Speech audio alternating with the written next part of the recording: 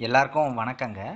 இந்த வீடியோவில் நம்ம பார்க்க போகிற டாபிக் என்ன அப்படின்னா, பிருகு நந்தி நாடி ஜோதிடம் அப்படிங்கிற முறையில் கிரகங்களினுடைய காரகத்துவத்தை பற்றி தான் பார்க்க போகிறோம்.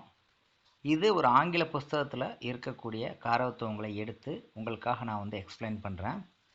அதாவது கிரக காரகத்துவங்கள் தெரியாமல் நீங்கள் ஜோசியம் பார்க்கக்கூடாது. கிரகங்கள் காரகத்துவத்தில் 3 வகையாக பிரிக்கிறோம். உறவு காரகத்துவம், அதுக்கடுத்து பொருள் காரகத்துவம், அடுத்து நோய் காரகத்துவம், அதாவது உடல் உறுப்பு காரகத்துவம்னு சொல்கிறோம். இந்த 3 விதமாக பிரித்து இந்த காரகத்துவங்கள் தெரிஞ்சால் மட்டும்தான் உங்களால் பலன் சொல்ல முடியும். அதனால் ஜோதிடம் படிக்கும்போது பாரம்பரிய ஜோதிட முறை படிக்கிறதுக்கு முன்னாடி இந்த நாடி ஜோதிட முறை நீங்கள் தரவாக தெரிஞ்சு வச்சுருக்கணும். அதுக்கப்புறம் தான் நீங்கள் பாரம்பரிய ஜோதிட முறை படிக்கிறது ஈஸியாக இருக்கும் உங்களுக்கு பலன் சொல்கிறதுக்கு. கிரக காரகத்துவங்கள் ஃபஸ்ட்டு தெரிஞ்சால் தான் பலன் சொல்கிறதுக்கு ஈஸியாக இருக்கும். அதுக்கப்புறம் தான் இந்த பாவகம், தசாபுத்தி அதெல்லாம் நீங்கள் பார்க்கலாம். ஃபஸ்ட்டு கிரக காரகத்துவங்கள், கிரக சேர்க்கைகள், அதனுடைய பலன்கள், அதை கோச்சாரத்தில் கனெக்ட் பண்ணி எப்படி பலன் சொல்கிறது அப்படிங்கிறத தெரிஞ்சுக்கிட்டு அதுக்கப்புறம் பாரம்பரிய ஜோதிட முறை படிக்கிறது சிறப்பானது. பாரம்பரிய ஜோதிட முறை படிக்காட்டாலுமே இந்த கிரக காரகத்துவங்களை வச்சு பலன் சொல்ல முடியும். 70% இதிலேயே எல்லாம் அடங்கிடுது. பாரம்பரிய ஜோதிட முறை செகண்டரி தான் என்னை பொறுத்தளவில். இது என்னுடைய அனுபவத்தில் நான் சொல்கிறேன். இப்போ ஒருத்தர் பாரம்பரிய ஜோதிட முறை படிக்கிறாரு, ஒருத்தர் நாடி முறை படிக்கிறாருன்னா துல்லியமான பலன்கள் சொல்கிறதுக்கு நாடி முறை தான் சிறப்பானது.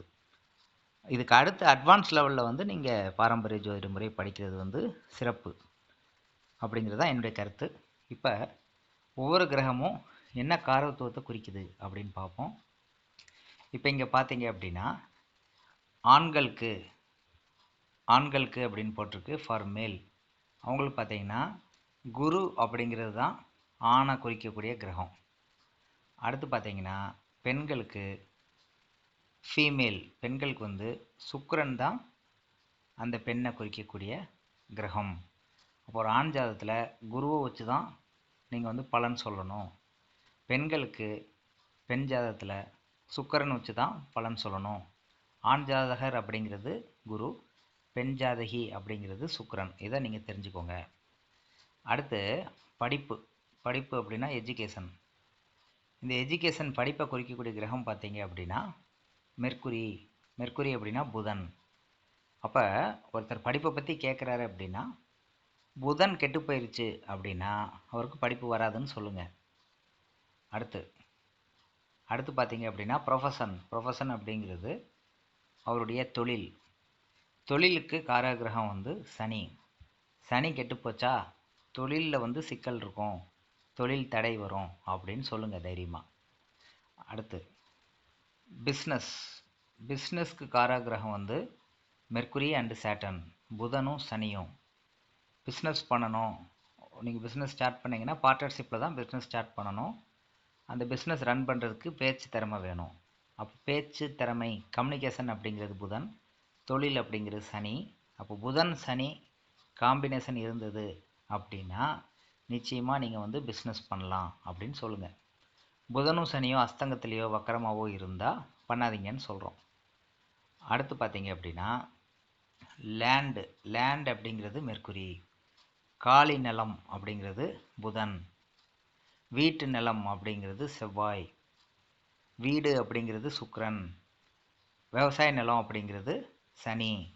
இது நான் தெரிஞ்சுக்கிட்ட காரத்துவங்கள், இதில் அது மென்ஷன் பண்ணப்படலை, இருந்தாலும் சொல்கிறேன் உங்களுக்காக. அடுத்து வாகனம், ஒரு சிறிய வாகனம் அப்படிங்கிறது நம்ம என்ன எடுத்துக்கிறோம் அப்படின்னா சுக்கிரன் அப்படிங்கிறதா வாகனத்துக்குரிய கிரகம் அப்படின்னு எடுத்துக்கிறோம். சரி, வீட்டுக்குரிய கிரகம் யார் அப்படின்னா அதுவும் சுக்கிரன் தான். ஹவுஸ், வீடு அப்படிங்கிறதும் சுக்கிரன் தான். அடுத்து ஃபினான்ஸ், அதாவது நிதி அப்படிங்கிறதும் சுக்கிரன் தான். நிதி வேணும் அப்படின்னா சுக்கிரன் நல்லா இருக்கணும்.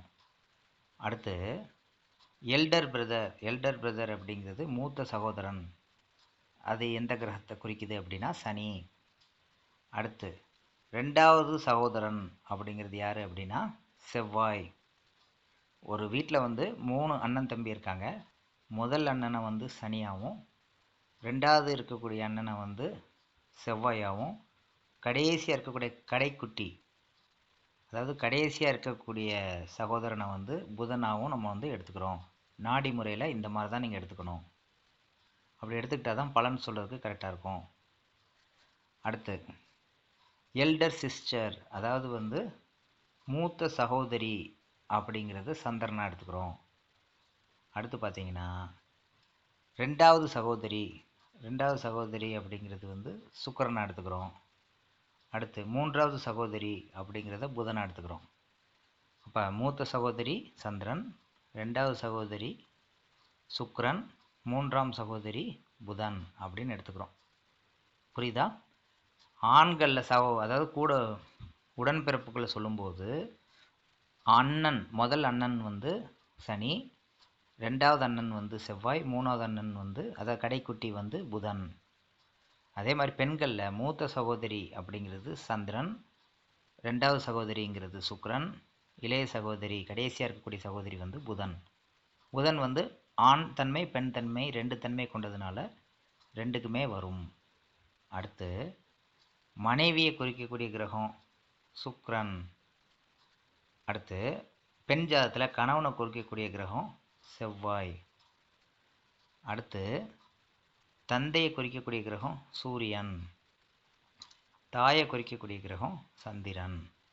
இது வந்து ஃபஸ்ட்டு உங்களுக்கு வந்து தெரியணும். தந்தை அப்படிங்கிறது சூரியன், தாய் அப்படிங்கிறது சந்திரன், கணவன் அப்படிங்கிறது செவ்வாய், மனைவி அப்படிங்கிறது சுக்கிரன். இதை புரிஞ்சுக்கோங்க.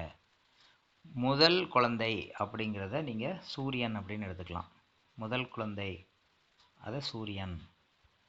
அடுத்து அது பெண் குழந்தையாக இருக்குது அப்படின்னா அதை சுக்கிரனை எடுத்துக்கலாம். உங்களுக்கு பிறக்கக்கூடிய பெண் குழந்தையை வந்து நீங்கள் சுக்கிரனாக பாவிக்கணும். ஆண் குழந்தை வந்து ஆண் கிரகங்களாகவும் பெண் குழந்தைக்கு வந்து பெண் கிரகங்களையும் நீங்கள் எடுத்துக்கணும் அப்படின்னு இதில் வந்து சொல்லப்பட்டிருக்கு. அடுத்து ஒரு புதன் அப்படிங்கிறது நண்பர்களை குறிக்குது. புதன் நண்பர்களில் வந்து ஆண் பெண் அப்படிங்கிற பேதம்லாம் கிடையாது. பாய் ஃப்ரெண்டு கேர்ள் ஃப்ரெண்டு எல்லாமே புதன் தான். அடுத்து mother in law, father in-law. Mother in law அப்படின்னா மாமியார், ஃபாதர் இன்லா அப்படின்னா மாமனார். அப்போ இங்கே மதர் இன்லா வந்து சந்திரனாக கொடுக்கப்பட்டிருக்கு, மாமனார் அப்படிங்கிறது புதனாக கொடுக்கப்பட்டிருக்கு. ஆனால் நான் எப்படி எடுத்துக்கிறேன் அப்படின்னா அதாவது மதர் இன்லாவுக்கு வந்து சந்திரன் எடுத்துக்கிறேன், ஆனால் மாமனாருக்கு வந்து சூரியனை தான் நான் வந்து எடுத்துக்கிறேன். இங்கே ஏதோ தப்பாக கொடுக்கப்பட்டிருக்கு. அடுத்து பார்த்தீங்க அப்படின்னா பேட்டர்னல் கிராண்ட்ஃபாதர் அப்படிங்கிறது ராகு. பேட்டர்னல் கிராண்ட்ஃபாதர்னா பாட்டன் அப்படிங்கிறது ராகு. அதுக்கப்புறம் பார்த்தீங்கன்னா பாட்டி அந்த வழியில் வர்றது வந்து கேதுவாக எடுத்துக்கோங்க.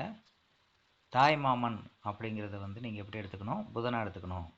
மேட்டர்னல் அங்கிள் அப்படின்னா தாய் மாமன், அதை புதனாக எடுத்துக்கோங்க. அப்போ கிரகங்களினுடைய உறவின் முறைகள் வந்து உங்களுக்கு புரிஞ்சிருக்கும் அப்படின்னு நான் நம்புகிறேன். இதை ஃபஸ்ட்டு தெளிவானதான் நீங்கள் அடுத்து வந்து பாரம்பரிய ஜோதிடத்தை வந்து நீங்கள் படிங்க. லக்னம் இல்லாமல் வெறும் கிரக சேர்க்கையை வச்சு பலன் சொல்லி பழகுங்க ஃபஸ்ட்டு. இதில் எக்ஸ்பர்ட் ஆனதுக்கப்புறம் நீங்கள் பாரம்பரிய ஜோதிட முறை கற்றுக்கிறது சிறப்பானது. பேசிக்ஸில் வந்து இதுதான் வேணும். இது தெரியாமல் வந்து பாரம்பரிய ஜோதிட முறை படித்தீங்க அப்படின்னா பலன் சொல்ல வராது. அதனால் கிரகங்கள் காரகத்துவங்கள் அதில் 3 வகையாக பிரிக்கிறோம். உயிர் காரகத்துவம், பொருள் காரகத்துவம், உடல் உறுப்பு காரகத்துவம் தெரிஞ்சுக்கிட்டு இந்த கிரக சேர்க்கைக்குரிய பலன்கள் சொல்ல தெரிகிற அளவுக்கு நீங்கள் புரிஞ்சுக்கிட்டீங்க அப்படின்னா அதுக்கு அடுத்த ஸ்டேஜில் வந்து லக்னத்தை கனெக்ட் பண்ணி பலன் சொல்லி பாவகத்தை வச்சு தசாபுத்தி வச்சு பலன் சொல்லி பாருங்கள்.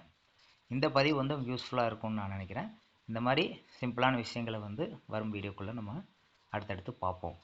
இந்த பதிவு உங்களுக்கு பயனுள்ளதாக இருக்கும்னு நான் நம்புகிறேன். நன்றி, வணக்கம்.